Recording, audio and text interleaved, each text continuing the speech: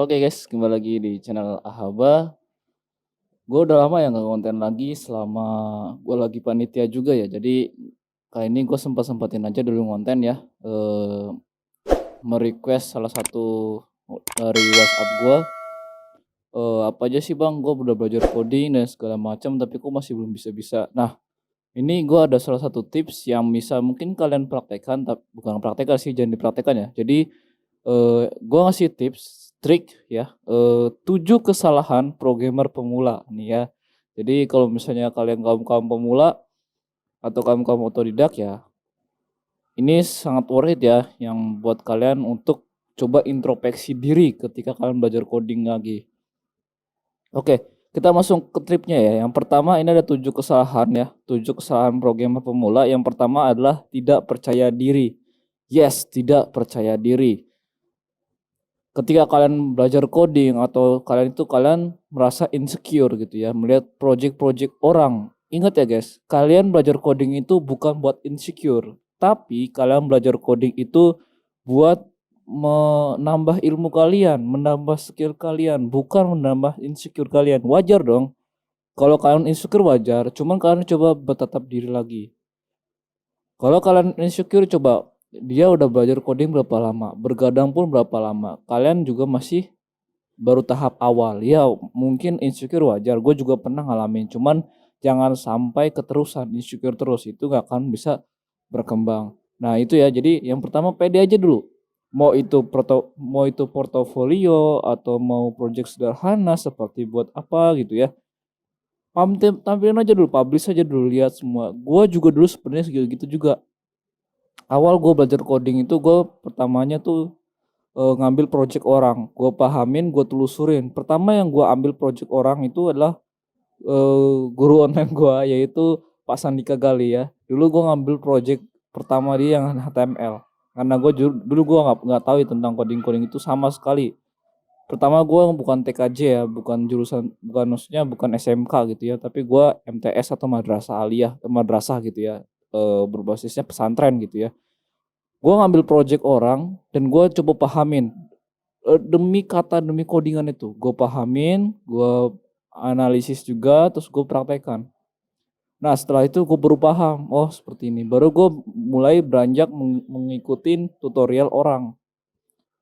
Nah prinsip gue ketika gue ngikutin tutorial orang itu, gue gak 100% gue mengikutin gitu ya. Artinya gue harus bisa membelokkan sedikit gitu ya. Oh ketika gue ngasih ini tuh apa reaksinya gitu ya. Itu pun sama, gue obrak-abrik dulu codingannya Pak Sandika itu, gue obrak-abrik dulu. Ini gue jujur di sini ya. Tuh jadi lu pede aja dulu, pede, selalu pede, baru lu tampilin project lu. Sesederhana mungkin nggak apa-apa. Belum tentu kan kalau dalam diri lu jelek nih, codingan gua gitu, pasti berantakan. Tapi orang-orang yang melihat lu itu akan terinspirasi bro. Jadi nggak usah namanya insecure atau tidak percaya diri. Itu ya. Jadi yang pertama adalah percaya diri. Pede dulu aja dulu ya. Baru kalian tampilkan. Yang kedua adalah belajar terlalu banyak bahasa sekaligus. Guys, memang bahasa pemrograman itu sangat banyak. Dari mulai JavaScript, Python, CSS, JS, segala macam. Banyak memang, cuman kalian ambil salah satu pemrograman, ambil bahasa pemrograman yang mungkin kalian paham, dalam arti mudah dicerna dulu. Bang, gue belajar sekian, tapi ada tampilan ini, ada bahasa pemrograman yang ini, yang baru, yang ini, yang baru. Enggak guys, jangan terlalu ke distract sama bahasa pemrograman baru. Apapun jenis bahasa pemrogramannya, kalau lu belum paham belum paham fundamentalnya, percuma guys. Yang ada lu bingung sendiri, stres sendiri. Itu yang gue alamin dulu. Gue belajar namanya JavaScript. JavaScript gue belum paham, gue lompat ke Python dulu. Gue lompat bener-bener Python tuh gue namanya tuh belajar namanya menampilkan hello world di Python tuh rumit. Akhirnya gue install sekalipun. Ya walaupun dalam penginstalan gue udah mulai paham gitu ya, menginstal segala macam. Cuman gue nggak sampai situ guys. Ketika gue mengimplementasikan dalam sebuah pemrograman atau coding itu gue langsung blank. Akhirnya gue nonton lagi dong. Ada salah satu orang mungkin YouTuber juga dia mengatakan fokus kepada satu bahasa dan pahamin sampai akar-akarnya gitu. Ketika udah fokus minimal fundamentalnya aja dulu. Minimal adalah fundamentalnya. Ketika lu udah paham fundamentalnya, lu beralih ke pemrograman yang lain itu sangat mudah, bro. Jadi pahamin dulu konsep fundamentalnya baru kalian lompat ke bahasa pemrograman yang lain. Memang setiap tahun setiap kita belajar itu ada bahasa pemrograman yang banyak, baru dan ya keren-keren gitu. Tapi kembali lagi ke tujuan kalian. Kalian belajar pemrograman itu buat apa? Kalau cuma buat sekedar tren, gaya-gayaan, no. Pemrograman nggak seperti itu, bro. Lu belajar coding, lu harus terima sekuensinya, apapun itu. Jadi pahamin dulu namanya bahasa pemrograman atau kuasain satu dulu. Minimal tahu fundamentalnya, dasarnya dulu, baru ke lain dulu, switch ke lainnya gitu. Oke, itu yang kedua. Yang ketiga adalah selalu copy paste. Yes, copy paste. Bro, memang codingan tidak dihafal. Codingan memang tidak dihafal. Cuman sekali lagi, codingan memang tidak dihafal ya. Semuanya masuk ke dalam otak dan tiba-tiba langsung hafal sendiri gitu. Tetapi apa yang lu copy dan apa yang lu paste, lu harus paham dulu nih. Ini fungsi dari masing-masing ini apa? Apa arti dari ini? Gua copy paste dulu ya. Sempat gue karena dulu gue beralih dari Excel ya. Beralih dari Excel jadi gue biasa menghafalkan rumus Excel. Tetapi jujur gue nggak pernah namanya ngafalin rumus Excel. Tapi gue langsung beli bukunya. Gue baca, gue lupa, gue baca, gue lupa, gue baca, gue praktekin tiap hari gue kayak gitu. Akhirnya gue switch ke karir. Bagaimana membuat project memudahkan semua pekerjaan gue memudahkan gitu ya. Jadi ya gue bisa gitu. Akhirnya gue membuat mungkin gue udah pernah ya sejarah gue belajar coding itu dari mana itu gue pernah dibahas video sebelumnya itu. Silakan tonton itu gue seperti itu. Gue mau mulai dari Excel dulu karena gue mengenal dari if, terus sum, range segala macam itu gue dari Excel. Setelah gue switch dari Excel gue langsung ke pemrograman. Itu nggak mudah tahapnya, itu sekitar 2 sampai 1 tahun kalau nggak salah, 2 sampai 3 tahun. Itu gue belajar. Terus gue ke codingan itu gue juga awal memang copy paste, cuman gue pemikiran gue ketika gue copy paste kapan gue mau bisa. Pemikiran gue dulu seperti itu. Ketika gue belajar codingan copy paste gue mau sampai kapan bisanya. Akhirnya gue hafalin kan. Iya karena gue maklum ya kan maksudnya pemula gitu ya, sama sampai sekarang juga pemula sih. Ya maksudnya baru belajar belum tahu abstrak bloknya, ya gue copy paste dong. Gue nggak tahu apa maksudnya ini ya, gue intinya program jalan gitu ya. Oh seperti ini. Cuman gue mikir lagi, ini kalau misalnya gue asal copy paste nggak akan mungkin dong. Gue bisa buat program dengan apa namanya, gue buat program copy paste terus, akhirnya error. Ya udah gue telusurin, ternyata yang ya bener, boleh kopas asal tahu fungsinya. Itu aja guys. Kuncinya itu aja. Boleh lu kopas, memang codingan itu nggak dihafal. Cuman lu tahu cara mengimplementasikan ketika nanti ada error, ketika ada trouble, lu tahu cara mengatasi seperti apa gitu. Karena kan walaupun lu kopas sebanyak mungkin satu jejer, fungsinya jalan, tapi nanti ada di satu saat mungkin ketika lu menyambungkan salah satu website atau link segala macam, itu lu harus butuh troubleshooting sendiri gitu. Nggak langsung wah ini copy paste nih terus ke project lain bisa. Ya nggak akan bisa jalan gitu. Dulu gue sempet kayak gitu. Gue copy paste gitu karena gue nggak tahu maksudnya nggak tahu dasar-dasarnya, terus gue juga belum seluk beluknya gue nggak tahu, asal copy paste ini program jalan. Kunci gue pertama dulu kayak gitu ya, tapi gue mikir lagi gue nggak pernah bisa kalau kayak gini terus. Itu yang ketiga. Nah sekarang lanjut lagi nih yang keempat. tidak memformat kode dengan baik. Artinya apa? Kodenya berantakan. Ketika dilihat sama orang, kodenya berantakan.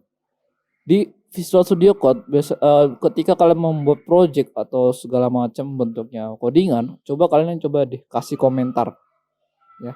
Misalnya ini tuh apa namanya? Kalau di tutorial gua tuh yang project sebelumnya tuh gua kasih komentar kan di HTML. Gua kasih komentar project awal coding, akhir project awal coding, itu gua udah kasih gitu.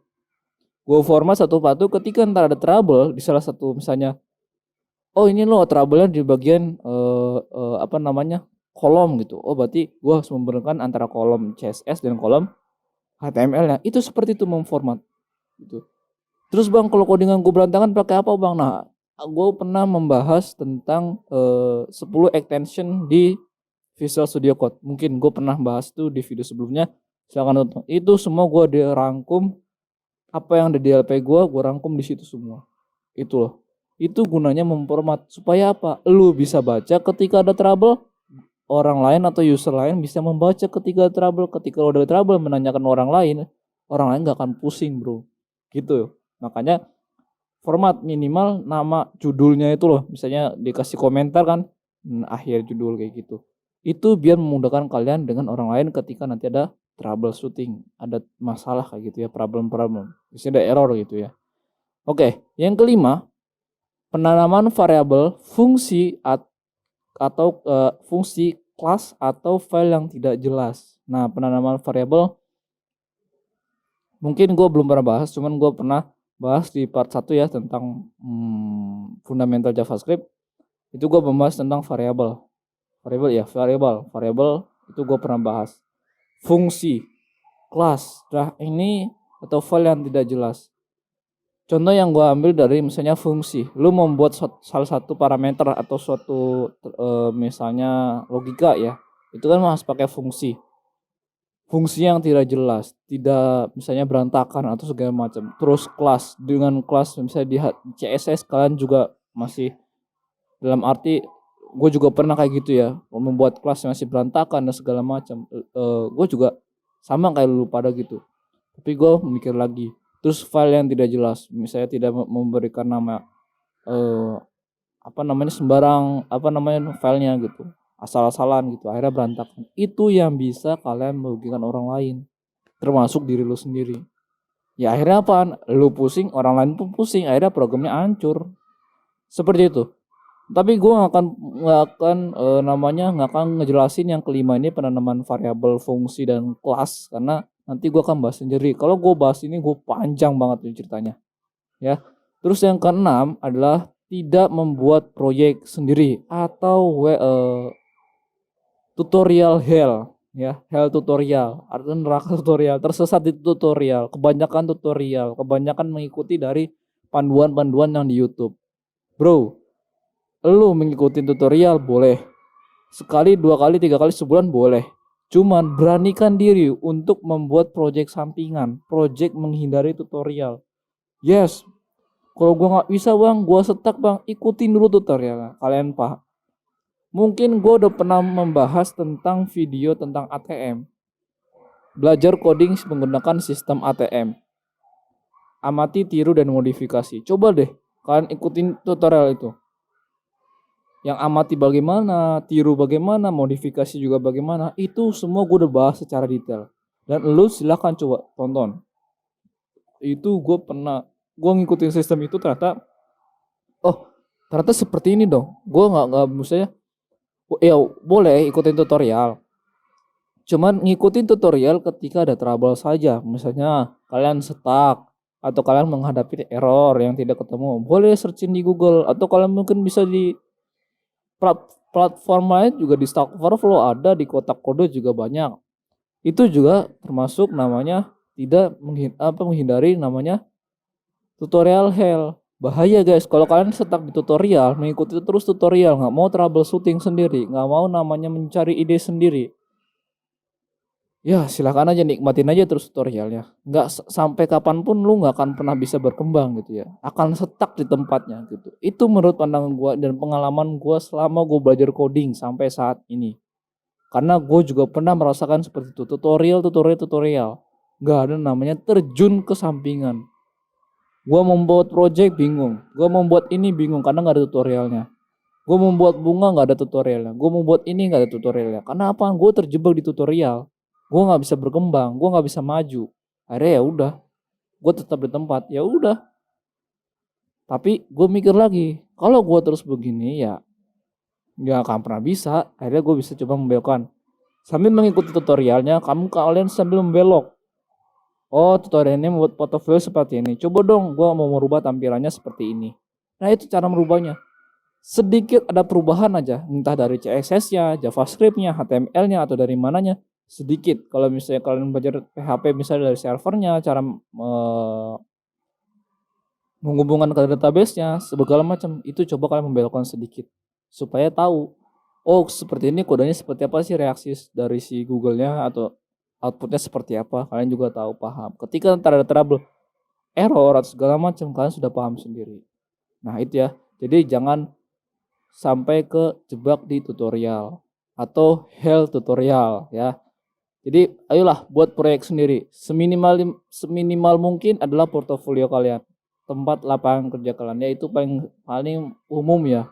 Portofolio kalian itu tempat kalian nanti melamar kerja. Apa sih yang lu buat hidup? Karena di dunia industri yang gue pernah sering dengar, itu rata-rata yang menggunakan skill. Skill apa? Buat apa kamu selama ini di dalam hidup kamu selama belajar coding gitu.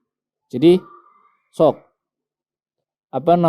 buat tutorial, buat project sendiri. Apapun itu bentuknya, mau toko online atau toko online sederhana ya, portofolio atau kalkulator atau misalnya berat badan segala macam, itu dibuat sendiri. Ya. Nanti kalau ada trouble tanya sini. Intinya kalian bisa aja dulu. Oke, bisa aja dulu, jagonya belakangan. Nah, itu kata Bang Dea tuh.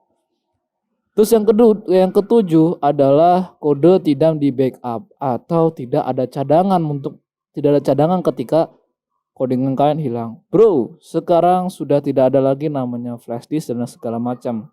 Di dunia industri sudah menggunakan VCS atau version control system. Apa tuh version control system? Version control system itu adalah tempat menyimpan project-project kalian.